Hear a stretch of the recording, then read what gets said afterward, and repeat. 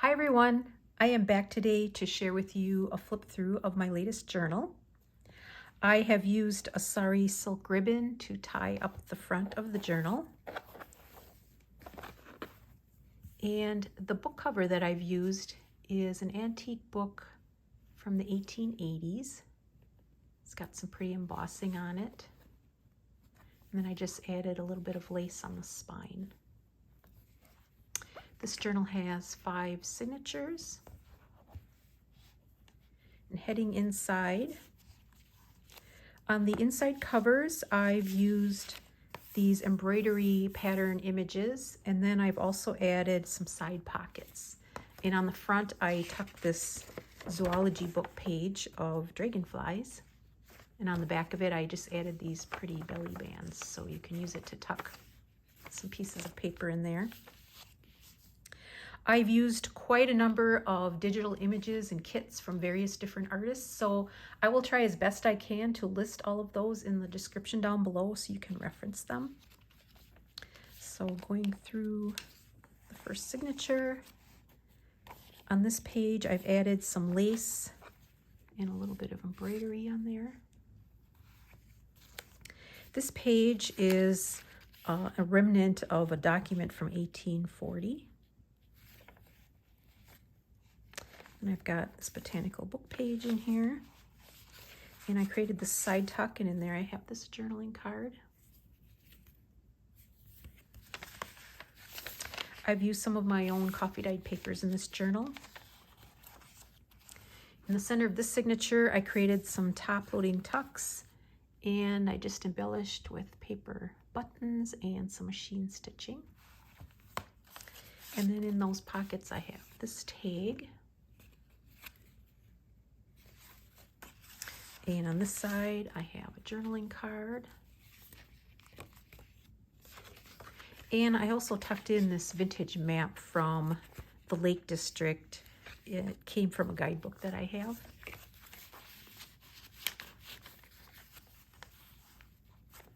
In this side tuck, I've got this very old French letter. It's blank on the back, so you could use it for writing. The paper is extremely sturdy. It's that very heavy kind of cotton rag paper.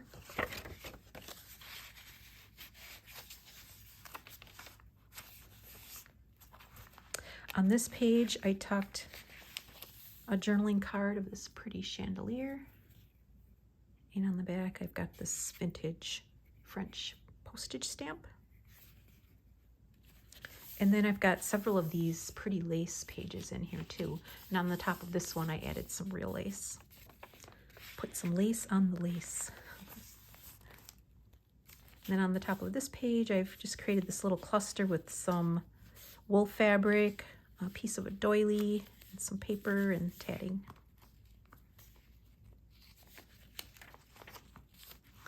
On this page, I created a pocket with this crocheted lace. And in there, I've got this tag.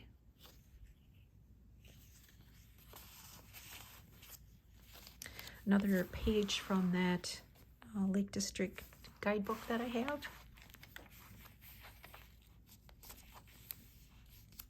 Here I used a piece of vellum and printed on there to create a belly band. And in there, I have this little journaling spot.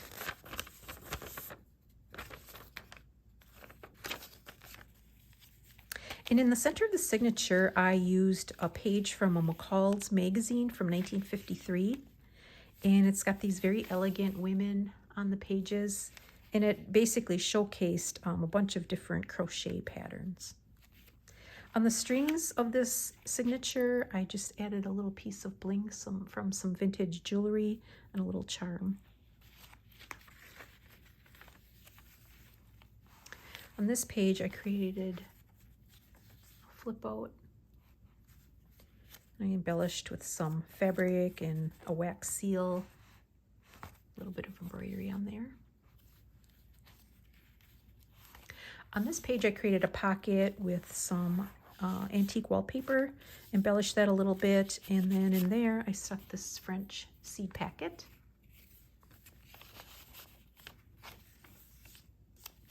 On this page, I created a side pocket with some Florentine paper, And in there, I've got this remnant of an 1871 ledger page.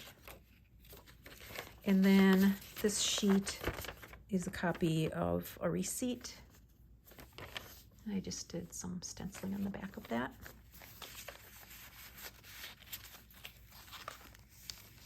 Did a little embellishing on the bottom of this page.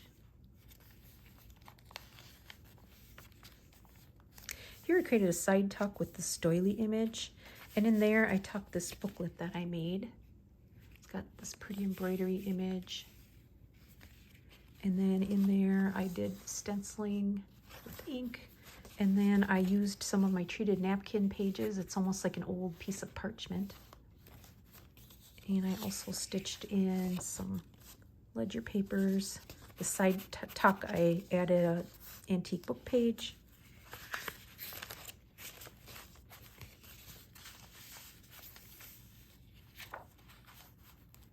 On this page, I clipped in this antique French postcard with some pretty writing on the back.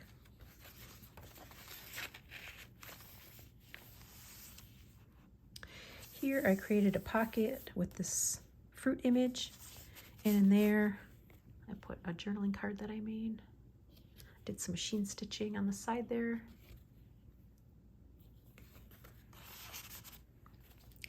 And then over on this page, I used some pages from I believe it's a 1940s cookbook, 40s or 50s. And I just love the font in that book, so I like using those pages. And on the side of that page, I clipped on this botanical sheet with some stenciling and doily on the back.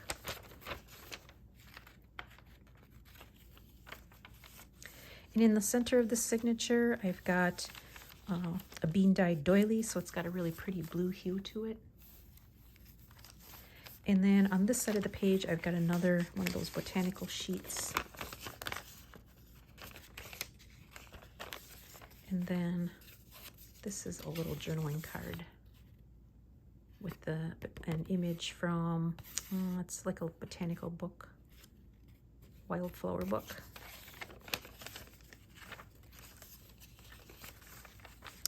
And then on this side, I've got another pocket, and in there I've got this journaling card. Again, I did some decorative stitching on there. On the back side, I used this, it's sort of like a doily, but it came off of the biggest Mother's Day card you've ever seen. I think it was like 9 by 11 or something like that. Anyway, I took that off of there and created a little pocket. And in there I've got this little card.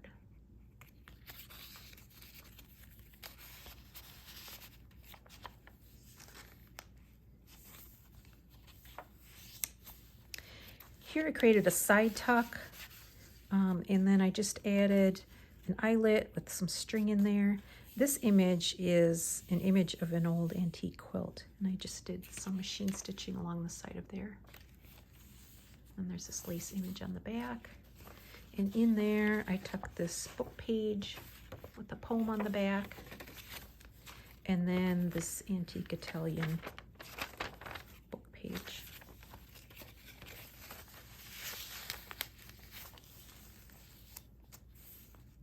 This page I added a doily and some cotton fabric and did a little bit of slow stitching on there.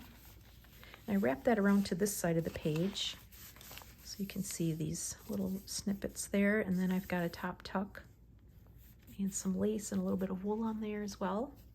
And in there I tucked this antique postcard from 1908. And I have this journaling card that I made. And on the back of that, I created this vellum pocket from some Tim Holtz vellum, and I just stuck a little invoice in there.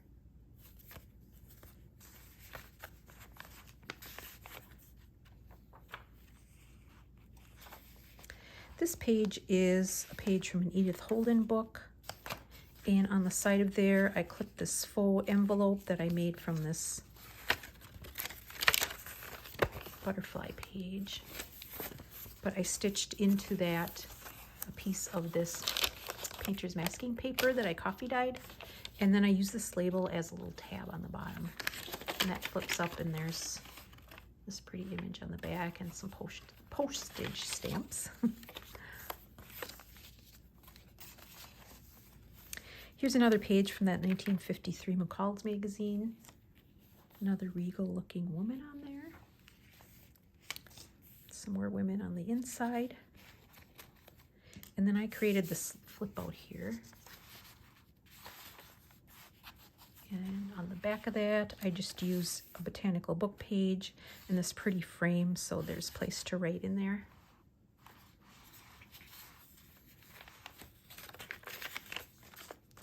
Then on the back of that page, I've got this little side pocket as well. And in there, I have this fabric sampler. So I've got some antique fabrics on there. Place to write on the inside, and then that's the back.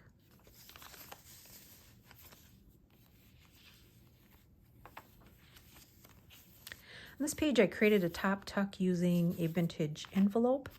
I just did some decorative stitching across the top of that, added this image of the plant, and behind there I tucked some antique ephemera. Pages from a receipt book from 1873, and then this onion skin invoice from 1913.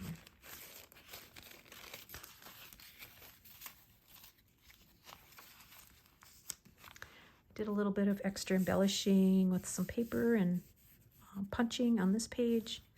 And then on this page, I added a cotton ruffle and just topped that with some lace. On this page, I've got this little pocket here that I tuck these 3 journaling cards into.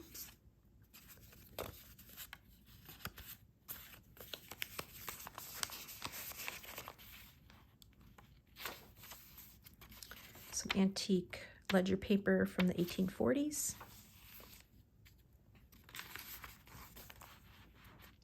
In the center of this signature, I created a couple of pockets, and I added some eyelets on the ends with these little, I guess they're like embroidery images. And then this one, I just tucked a little bit of string on that one.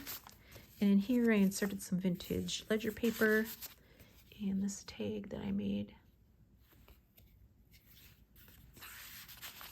And then another tag on this side. Some old cotton fabric on the top.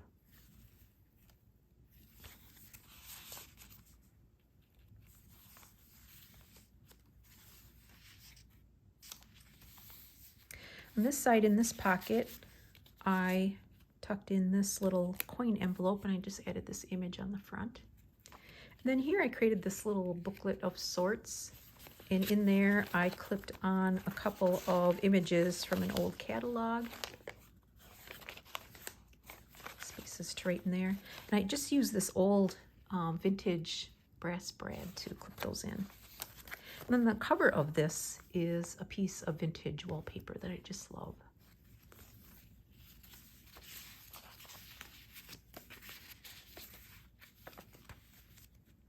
And that takes us to the back cover. In this pocket, I tucked a page from a vintage embroidery magazine. It's a French magazine. It just got some pretty images on there. And that is it. I hope you enjoyed that flip through. I will be back soon with another project. And until then, bye-bye.